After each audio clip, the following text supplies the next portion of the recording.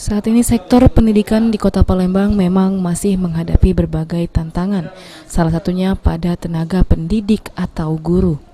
Dari data yang ada hingga akhir tahun 2019, Kota Palembang tenaga pendidik yang berstatus pegawai negeri sipil atau PNS sebanyak 2.173 dan masih bisa berkurang apabila ada guru yang akan pensiun. Oleh sebab itu saat ini Kota Palembang masih kekurangan tenaga pendidik sekitar 3.000 guru lagi. Hal tersebut diungkapkan langsung Sekda Kota Palembang Ratu Dewa ketika dijumpai di sela kegiatannya.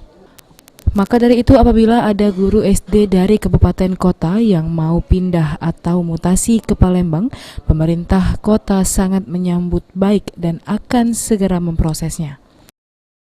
Contoh, guru SD, kita kekurangan guru SD itu 3.000-an.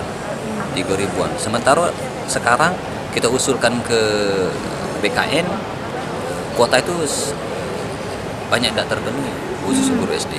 Makanya kalau ada guru SD yang mau ke Palembang sangat welcome. Sekarang kita proses kalau guru SD. Mutasi jadi untuk mutasi dari luar.